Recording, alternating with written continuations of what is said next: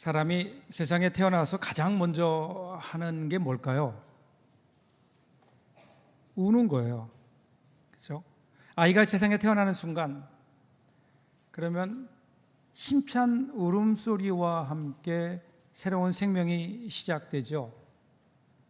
그 울음은 배우는 게 아닌 것 같아요. 그냥 가지고 태어나는 거예요. 말도 배우고 또 웃는 것도 배우는데, 울음이라고 하는 것은 가지고 태어나요. 그래서 여러분, 말을 배우기 전에 우리 어린 아기들을 보면 모든 소통을 울음으로 해요. 그 울음이 다 다르다고 해요. 그 다른 사람은 모르지만 엄마는 알아요. 엄마는 그 아기들의 울음소리만 들어도 뭐가 문제인지를 알죠. 이렇게 울음은, 그리고 눈물은 하나님이 우리에게 주신 선물이에요. 근데 우리가 이 선물을 지금 잘 사용하고 있는가?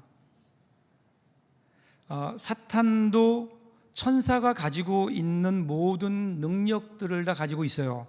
지혜도 있고요, 권능도 있고요, 심지어는 치유의 능력도 있어요. 말씀의 능력도 있고요, 예언의 능력도 천사와 같아요. 그런데 한 가지가 없어요. 그게 뭘까요? 사탄에게는 눈물이 없어요. 눈물이 없는 사람, 사탄에게 가까운 사람이에요. 이런 사람들이 만들어가는 세상, 삭막하고 메마를 수밖에 없죠. 그래서 여러분, 사막에 가면 우리가 흔히 볼 수 있는 것들이 뭐죠? 선인장이에요. 선인장에는 가시가 있죠. 그런데 여러분, 그거 아시죠? 이 가시가 원래는 잎이었다는 것. 그래서 원래 식물은 잎이 있어요. 그 잎을 통해서 태양에서 오는 광선을 받아들여서 소위 광합성 작용이라는 것을 통해서 영양분을 만들어서, 그래서 식물이 성장하는 거거든요. 그런데 그런 과정에서 영양분을 만들어내기도 하지만 또 하나는 동시에 수분도 증발해 버리거든요. 그러면 잃어버린 수분은 어떻게 해야 되나요? 모자라는 수분은 보충을 해야 되겠죠. 그래서 뿌리에서 수분을 빨아들이는 거예요. 자, 근데 문제는요, 사막 같은 지역에, 수분이 없는 지역에 있는 식물들을 보면, 자, 광합성 작용을 통해서 수분이 다 날아가 버리면, 그러면 수분을 보충할 데가 없어요. 그러니까 어떻게 할까요? 그 잎이 점점 본능적으로 줄어들어요. 그 나중에는 어떻게 될까요? 완전히 붙어버려요. 그 가시가 되는 거예요. 이 가시는요, 메마름이 만들어내는 거예요. 메마름이 가시를 만들어요. 그래서 사막에 가면 온통 가시잖아요. 가시가 있는 선인장이잖아요. 그 원래는 푸른 잎이었는데 가시로 변해버렸어요. 그러면 어떻게 할까요? 가시가 접근하는 것들을, 존재들을 찔러요.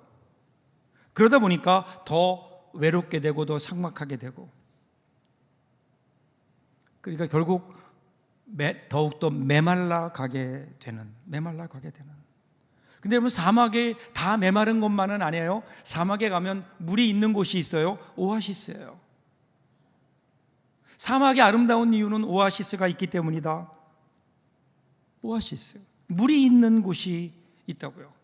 여러분, 그 오아시스, 이 세상이 다 메말라 가지만 오아시스가 있기에 사막이 유지되는 것처럼, 메말라 가는 이 세상에 오늘 오아시스가 필요하죠. 하나님께서 그래서 오늘 우리 교회를 세우신 것이 아닐까요? 우리 교회를 67년에 이 땅에 세우신 이유는 우리 교회가 메마른 사막과 같은 이 세상에 오아시스와 같은 푸르름을 가진 그러한 물이 있는 곳으로 하나님께서 우리를 만들어 주셨는데, 그 물이 어떤 물일까요? 오늘 우리에게 있는 그 눈물로부터 시작되지 않을까요? 이 세상이 없는 것, 우리 교회 안에 있어야 되는 것, 눈물인데, 이 눈물이 우리 교회, 우리 안에 말라가고 있는 것은 아닐까? 우리 교회 어떻습니까? 우리 교회 이 눈물이 있는가? 눈물이 있는 교회. 오늘 우리 창립 67주년 우리 맞이하면서 제 마음속에 오늘 말씀을 통해 주시는 메시지가 그거였어요. 우리 교회는 눈물이 있는가? 교회를 이끌고 가는 담임 목사의 눈에 눈물이 있는가? 함께 일하는 우리 성도들의 눈에 눈물이 있는가? 우리 교회는 이 눈물이 있는가? 오늘 본문에 보면 이 눈물이 나오죠. 예레미야 애가예요, 애가. 이 애가라는 말은 슬프다라는 말로 시작해요.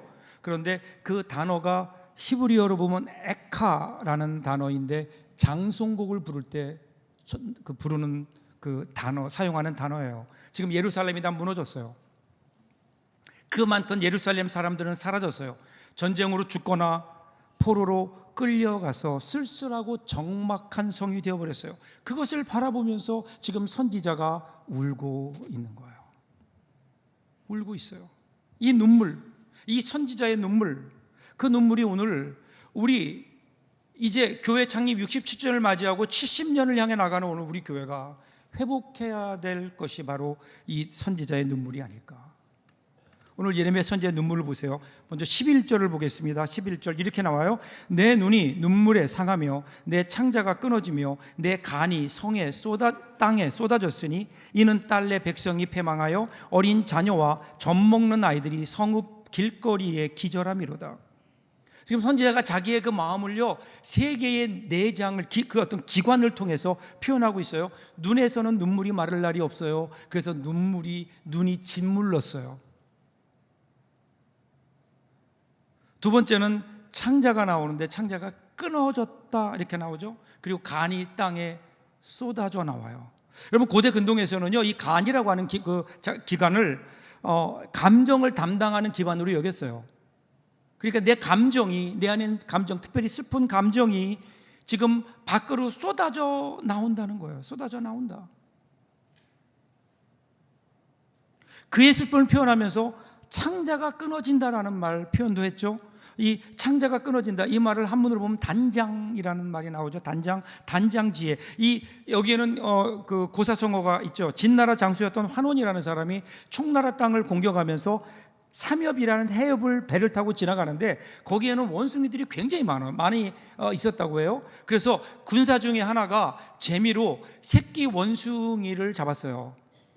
그 잡아서 놀림감으로 데리고 가고 있는데 새끼를 잃어버린 어미 원숭이가 그 배를 따라오는 거예요. 절벽을 따라서 배를 따라오는 거예요.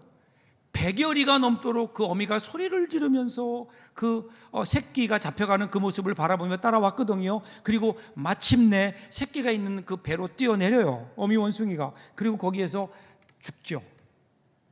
죽었는데 보니까 배가 불룩해요. 이상해서 배를 갈라보니까 그 안에 그 어미 원숭이의 창자가 마디마디 잘라져 있더라. 그 단장, 자식을 잃은 어미의 마음을 표현하고 있죠.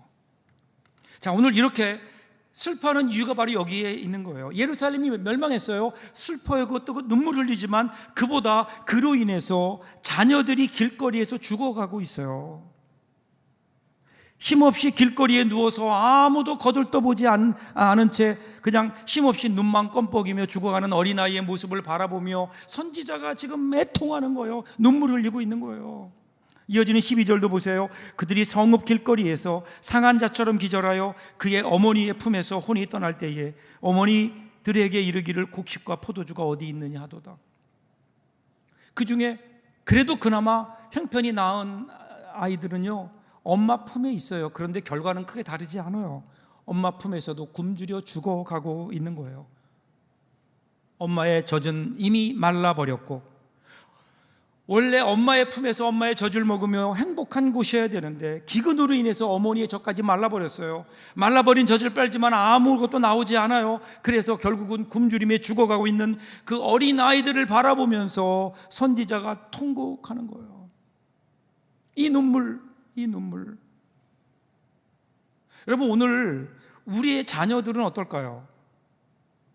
물론 오늘 우리의 자녀들은 먹을 것이 없어서 고통을 당하거나 죽진 않아요. 그런데 우리의 자녀들의 영혼은 어떨까요? 영적인 상태는 어떨까요? 우리 교회의 다음 세대들, 우리 교회 자녀들, 과연 그들의 영적 상태는 어떨까? 여러분, 한 세대 전만 해도요, 10대들이 20% 이상이 교회에 출석했어요. 지금은요 4% 미만이에요. 그것도 고3이 되면 1% 미만으로 떨어져요. 그렇게 된 아이들이 대학에 가면 신앙이 다시 살아날까요? 저는 그렇게 생각 안 하거든요. 더 떨어질 거라고요. 그들의 영혼이 기근 가운데 있어요. 이렇게 된 데에는 우리 부모들의 책임이 있지 않을까요? 우리 자녀들이 교회 나와서 열심히 신앙생활하면 좋죠. 열심히 신앙생활하면 좋죠. 그러다가 점점 아이가 커가면서 이제 뭐 고등학생이 되고 그러면 마음속에 이제 걱정이 돼요. 불안해지기 시작해요. 그러면서 우리도 모르는 사이에 우리의 자녀들에게 메시지를 보내요. 은근히 때로는 노골적으로 우리 부모들이 자녀에게 보내는 메시지가 있죠. 그게 뭘까요? 야, 지금은 신앙보다 더 중요한 게 있어. 그것은 대학교에 가는 일이야. 대학 입시가 세상에서 가장 중요한 일이고 너에게, 그리고 그 다음이 예수 믿는 일이야. 예수는 대학 입시보다 중요하지 않아. 물론 우리가 그렇게 얘기하지 않아요. 우리 나름대로 합리화해요. 그래서 신앙생활 하지 말라는 게 아니라 지금은 네가 공부해서 대학에 가야 되고 대학에 간 다음에 신앙생활 열심히 해라. 그런데 여러분, 대학 가서 대학에 가면 신앙생활을 열심히 하게 된다고 누가 보장하나요? 신앙이라는 것이 아무 때나 내가 신앙생활 하고 싶다고 내 신앙이 자라는 게 아니라고요. 때가 있어요. 하나님이 은혜를 주시는 때가 있다고요. 그래서 신앙생활하는 때를 놓쳐버리면 다시는 신앙 회복이 안 될 수도 있어요. 여러분, 여러분의 자녀가 신앙생활에 열심을 내고 은혜 가운데 하나님을 사모하는 마음이 있을 때, 그때 여러분 절대로 그 영혼들을 잡아다니지 마세요. 좀 하나님 앞에 나올 수 있도록. 아무 때나 그런 마음이 생기는 게 아니에요. 여러분, 제가 이런 설교 잘 안 하지만 뭐 제 스타일은 아니지만 직접적으로 한번 여러분께 질문할게요. 여러분들의 자녀가 신앙과 공부 중 하나를 선택해야 된다면 여러분은 뭘 선택하라고 자녀들에게 얘기할 건가요? 둘 다 잘하면 얼마나 좋겠어요. 저는 그렇게 기도해요. 날마다 둘 다 잘하게 해달라고. 신앙생활도 잘하고 공부도 잘하고. 근데 정말 하나만 선택해야 된다면 여러분, 솔직하게 여러분 마음으로 속으로 대답해 보라고요. 뭐라고 그럴 거예요? 대부분의 부모들이 이 경우에 뭐를 희생하라고 아이들에게 메시지를 보내는가 하면 신앙을 희생하라는 거예요. 자, 그래서 우리의 자녀가 좋은 대학에 갔어요. 좋은 잡을 가졌어요. 그런데 그 기회를 잃어버려서 그 다음에 하나님께 돌아와서 신앙생활 잘하면 너무너무 좋겠지만, 그런데 만일에 우리 자녀들이 평생 동안 참된 신앙을 갖지 못한 채 예수와 상관없는 삶을 살아간다? 내 자녀들이 내가 믿는 이 하나님, 이 귀한 신앙의 유산을 물려받지 못한 채 영원한 소망도 없이 그냥 이 세상이 다인 줄 알고 살아간다? 여러분, 이게 얼마나 불행해요. 여러분, 심각하게 생각하셔야 돼요. 우리가 눈물을 흘려 기도해야 되는 거예요. 여러분, 자녀들이 어릴 적부터 신앙적인 가치관을 살도록 좀 격려해 주세요. 너에게 가장 중요한 게 예수 믿는 일이라고. 공부는 좀 못해도 괜찮아. 무엇보다 중요한 건 하나님이야. 주님이야. 주님을 붙들어야 돼. 예수님을 붙들어야 돼. 주님이 도와주셔야 네가 성공할 수 있어. 여러분, 이 자녀가 실패할까요? 예수님을 붙들게 되고 그 안에서 자기의 비전을 발견하게 되고, 그러면 이보다 더 공부할 수 있는 확실한 동기가 어디에 있을까요? 이런 자녀들을 하나님이 축복해 주시라고 믿어요. 제가 미국에서 목회할 때 저희 교회는 아니었어요. 근데 새벽 기도에 나오시는 한 권사님이 계셨어요. 이분이 새벽에 교회만 나오면 눈물로 기도하는 거예요. 자녀를 위해서. 특별히 아들. 날마다 눈물로 기도하세요. 어느 날 저에게 오시더니 아직도 눈물이 마르지 않은 눈으로 제 손을 잡으시면서 이렇게 얘기했어요. 목사님, 제 아들을 위해서 기도해 주세요. 그래서 어떤 아들에게 무슨 문제가 있나요? 그랬더니 아니요, 아들의 사업을, 그래서 저는 아들의 사업을 잘 되게 해달라고 기도해 달라는구나, 그렇게 생각했어요. 그런데 아니었어요. 그 권사님이 제 손을 잡으면서 목사님, 제 아들 사업이 좀 망하게 해주세요. 망하게 기도해 주세요. 깜짝 놀랐어요. 그래서 무슨 일이냐 그랬더니 그 아들이 사업이 잘 된대요. 사업이 잘 되면서 어릴 적에 신앙생활 하다가 신앙생활이 끊어지게 되고, 그리고 이제는 아예 신앙을 버렸대요. 그러니까 이 어머니가 날마다 한국에 있는 아들을 위해서 기도하는데, 사업이 망하더라도 하나님께 돌아올 수 있게 해달라고 기도하는 거야. 날마다 아침마다 나와서, 새벽마다 나와서. 그리고 저에게도 그런 기도를 해달래요. 제가 목회하면서 그런 기도는 처음 했어요. 그 후에 제가 어떻게 됐는지 소식은 못 들었어요. 그런데 분명히 믿어요. 그 아들이 하나님께 돌아왔을 거예요. 사업이 망했는지는 모르지만 분명히 돌아왔을 거라고 저는 믿어요. 여러분, 우리 교회 역사에 내려오는 진리 같은 이야기 있잖아요. 기도하는 어머니의 자녀는 결코 망하지 않는다. 저는 여기에 앞에 하나를 더 할게요. 눈물로 기도하는 어머니의 자녀는 결코 망하지 않는다. 여러분, 오늘 우리가 흘려야 될 눈물, 우리의 자녀들, 우리 가족들을 보며, 혹시 우리 가운데 아직도 예수를 모르는, 그러면 여러분 눈물로 기도해야 되지 않을까요? 여기에 우리 눈물을 쏟아 부어야 되지 않을까요? 우리 교회가 이 일에 눈물을 흘려야 되지 않을까요? 이어지는 14절도 보세요. 내 선지자들이 내게 대하여 헛되고 어리석은 묵시를 보았으므로 너의 죄악을 드러내어서 내가 사로잡힌 것을 돌이키지 못하였도다. 그들이 거짓 경고와 미혹하게 할 것만 보았도다. 자, 예루살렘이 멸망했어요. 그리고 눈물을 흘리는데 두 번째는 뭐냐면 선지자들이에요. 근데 거짓 선지자들, 거짓 예언자들. 왜 이렇게 되었는가? 왜 망했는가? 그러면요, 그들의 죄 때문에 망한 게 아니에요. 그들이 회개하지 않아서 망한 거예요. 그럼 왜 회개하지 않았을까요? 그러면 이 하나님의 말씀을 전해야 될 선지자들이, 예언자들이 제대로 말씀을 전하지 않았다는 거예요. 하나님의 심판의 메시지를 제대로 전하지 않았다. 그 결과 이스라엘 백성들이 죄를 깨닫지 못한 거예요. 여기 보면 헛되고 어리석은 묵시를 보았다. 이 얘기가 뭘까? 어리석다라는 말은요, 눈가림을 위해서 석회로 발라놓은 상태라는 거예요. 자, 벽에 금이 갔어요. 벽에 뭐가 문제가 생겼어요. 그런데 그것을 고칠 생각은 하지 않고 거기에 그냥 석회로 발라버려요. 하얗게. 꾸짖고 책망할 죄를 지적하지 않고 그냥 넘어가 버린 거예요. 그러면서 스스로 얘기하기를 평화가 있다, 걱정하지 마라, 하나님이 심판하지 않으신다, 거짓 평화와 안정 속에 그들을 거하게 했고, 결국 그들이 회개하지 않았다고요. 그래서 그들이 죄에서 돌아서고 결국은 심판받을 수밖에 없는 이 거짓 선지자. 여러분, 바벨론 포로지에도 있었잖아요. 그들이 바벨론의 포로로 잡혀갔어요. 포로로 잡혀간 사람들에게 그들이 가장 듣기 원하는 말이 뭘까요? 그것은 해방이에요. 해방. 빨리 고국으로 돌아가게 되는 거였다고요. 언제나 우리는 고국으로 돌아가게 될까 목만 빼고 기다리는데, 그때 거짓 선지자들이 나타나는 거예요. 나타나서 그들이 하나님의 말씀이 아니라 사람들이 듣기를 원하는 그 말을 하기 시작해요. 하나냐라 같은 선지자는 2년 안에 우리가 돌아간다, 이렇게 얘기까지 했다고요.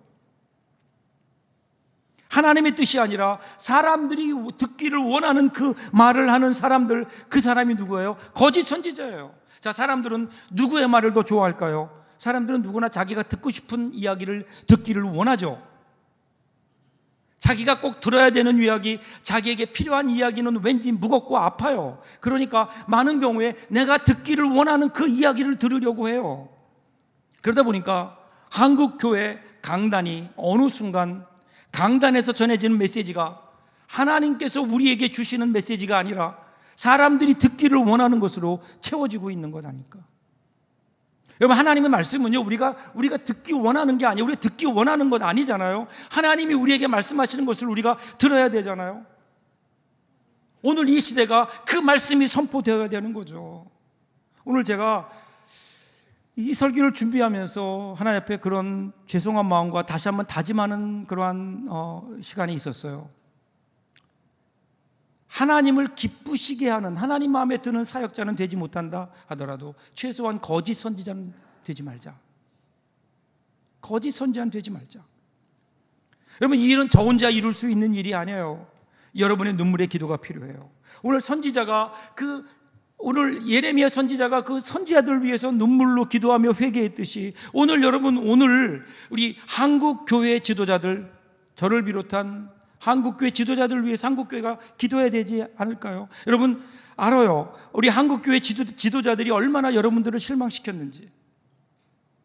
그러니까 더 여러분 기도해야 되지 않을까요? 여러분 한국 교회가 부흥했을 때, 지난 세대 한국 교회가 부흥했을 때, 그때 목회자들을 위하여 기도하던 그 많은 사람들의 눈물의 기도 때문에 목회자들이 바로 설 수 있었고, 그 은혜로 말미암아 오늘 한국 교회 부흥을 이루어낸 것 아닐까요?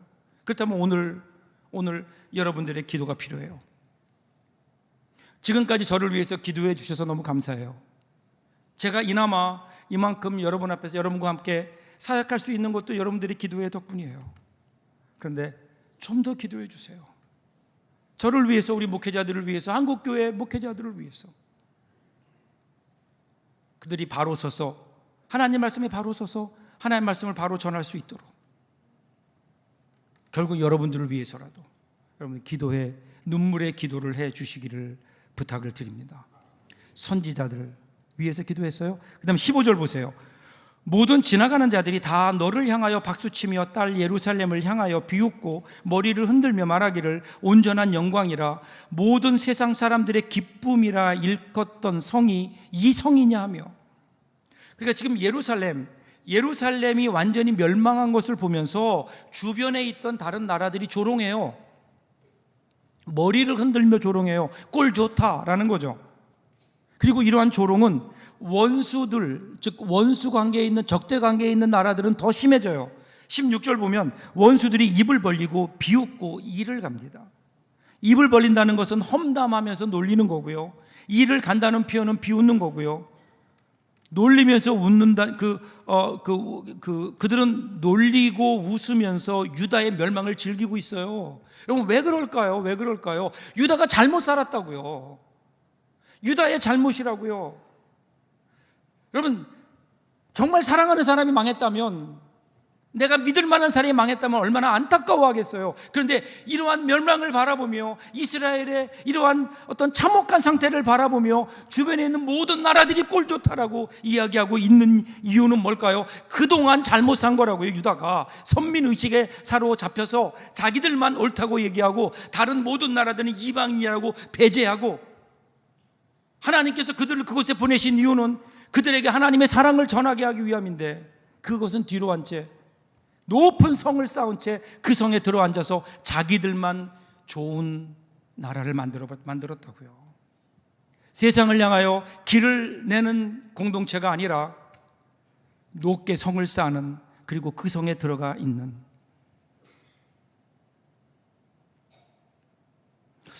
이 모습을 보면서 오늘 우리는 어떨까? 오늘 우리가 지금 속해 있는 한국교회는 어떨까? 아니 우리 서북교회는 어떨까?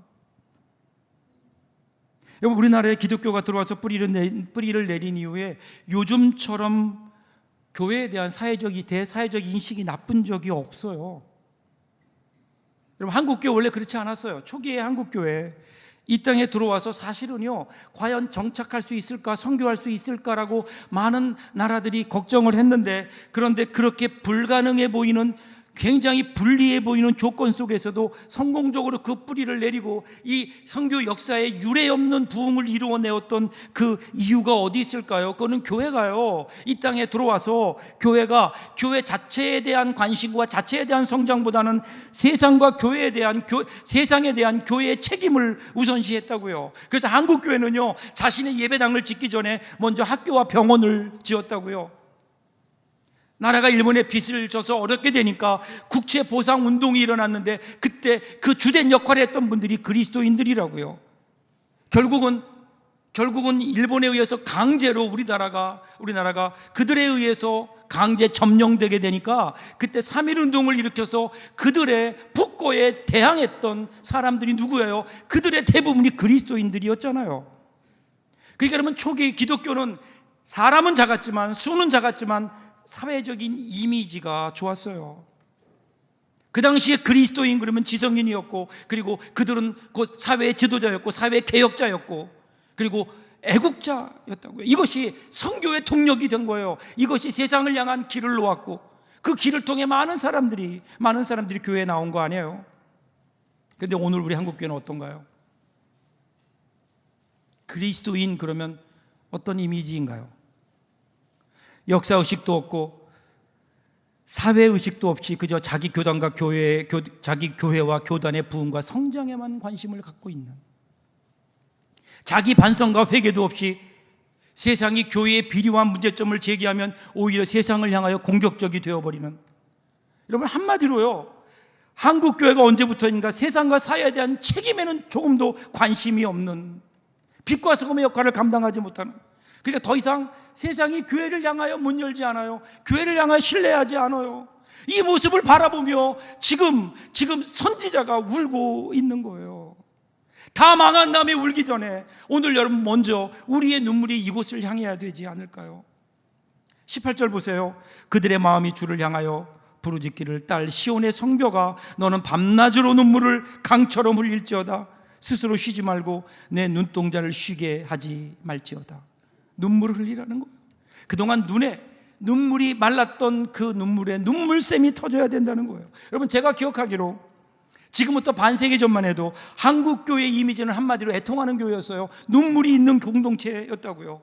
물론 여러분 우는 게 기독교 신앙의 본질은 아니에요. 그게 다는 아니에요. 그럼에도 불구하고 분명하게 우리들이 기억해야 될 게 있어요. 마른 눈을 가진 신자들이 모이는 교회보다 젖은 눈을 가진 성도들이 모이는 교회가 훨씬 더 깊은 은혜를 체험할 수 있다는 거예요. 이것은 부인할 수 없어요. 여러분 메마른 눈으로 절대 볼 수 없는 젖은 눈에만 보이는 하나님의 은혜가 있다고요. 오늘 우리 교회 어떨까요? 우리에게 애통하는 눈물이 있는가? 우리 눈에 눈물이 있는가? 어느 때부턴가 눈물이 메말라 버린 것 같아요. 우리의 자녀들을 보면서도 언젠가 우리의 마음이 메말라져서 눈물이 없어요. 교회 지도자들을 향한 눈물도 없어요. 교회의 여러 가지 부족한 모습을 보면서도 우리는 눈물로 그것을 위해, 교회를 위해 기도하지 못했다고요. 눈물이 마르면서 우리의 가슴이 마르고, 그러면서 우리의 주의가 점점 메말라 가고 있는 것은 아닌가. 그래서 우리 주님 그렇게 말씀하세요. 누가복음 7장 32절 보세요. 비유하건대 아이들이 장터에 앉아 서로 불러 이르되 우리가 너희를 향하여 피리를 불어도 너희가 춤추지 않고 우리가 곡하여도 너희가 울지 아니하였다 함과 같도다. 우리 교회가 회복해야 될 일이 바로 이 일 아닐까요? 이 눈물, 이 땅의 연약함을 짊어지고 이 나라 이 민족을 위해서 눈물로 기도하는 이 눈물. 여러분 오늘 우리 교회가 세워진 지 67년째 되는 해예요. 그 중에 여러분 보니까 제가 25년을 이 교회에서 사역을 했어요. 돌아보면 참 감사한 날들이었어요. 많은 어려움도 있었지만 오늘까지 하나님 은혜로 여기까지 이르렀어요. 그러면서 그런 생각을 했어요. 우리 교회가 좀 많이 성장했다. 그런데 우리가 성장하는 과정 속에서 우리가 외적으로는 성장했는데 그런데 내적으로 잃어버린 것들이 있지 않을까. 그게 눈물이었어요. 우리 교회를 세울 때, 우리 교회가 어려울 때 붙들며 눈물로 교회를 위해 기도했던 그 눈물을 혹시 우리가 잃어버린 것은 아닐까. 그래서 이제는 교회를 바라보면서도, 하나님의 교회를 바라보면서도 그저 메마른 눈으로 바라볼 수 있는, 여러분 교회 역사 가운데 교황 이노센트 4세라는 분이 있어요.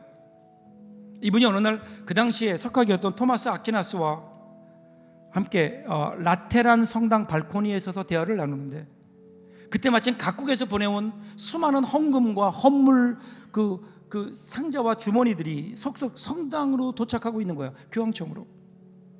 그것을 바라보고 있던 교황이 이렇게 얘기합니다. 보십시오. 우리 베드로 사도가 사도행전에서는 은과 금은 내게 없다고 얘기했는데 지금 교황청에는 은과 금이 넘쳐나고 있습니다. 자랑스럽게 얘기했죠. 그러자 토마스 아퀴나스가 기쁜 한숨을 쉬며 이렇게 얘기합니다. 그렇습니다, 교황님. 오늘의 교회는, 오늘의 우리 교회는 은과 금으로 넘쳐나고 있지만 대신에 세상을 향하여 일어나 걸으라고 말할 수 있는 나사렛 예수 그리스도의 이름의 능력은 잃어버린 것 아닐까요? 오늘 우리 교회가 점점 성장하고 편해지면서 과연 오늘 교회를 향한 눈물, 영혼을 향한 눈물, 오늘 그 눈물이 우리에게 점점 말라가고 있는 것은 아닐까? 여러분, 어머니의 눈물이 메마르면 자녀들의 가슴이 황폐해진다고요. 우리의 눈에 눈물이 마르면 우리 교회가 메마를 수밖에 없지 않을까요? 여러분, 교회의 눈물이 마르면요, 이 세상이 사막처럼 메말라질 수밖에 없어요. 모두가 다 뾰족한 가시처럼 가시로 변해서 서로 찌르는 이 삭막한 이 세상을 푸른 잎으로 가득 찬 오아시스로 만들어야죠. 그 가시를 푸른 잎으로 피어나게 해야죠. 그걸 위해서 무엇 해야 될까요? 눈물이에요. 우리가 눈물로 기도해야 되는 거예요. 자녀들을 위해 기도하십시오. 여러분의 자녀들의 가슴에 푸른 잎들이 피어나게 될 겁니다. 여러분, 교회를 위해서 기도하십시오. 주의 종을 위해 기도하십시오. 우리 교회가 이 땅의 오아시스로 푸르게 피어날 겁니다. 이 나라 이민족을 위해 기도하십시오. 이 나라 이민족이 다시 한번 하나님이 우리에게 주시는 새로운 하나님의 은혜를 우리들이 볼 수 있지 않을까요? 오늘 우리가 잃어버린 것이 눈물이라고요. 눈물. 저와 이러는 마음속에 이 눈물이 이 세상을 푸르게 하는 그 귀한, 오늘 그 귀한 은혜가 우리 가운데 있다면 오늘 이 눈물을 회복하는 저와 여러분들 될 수 있기를 주님의 이름으로 축복합니다. 기도하겠습니다.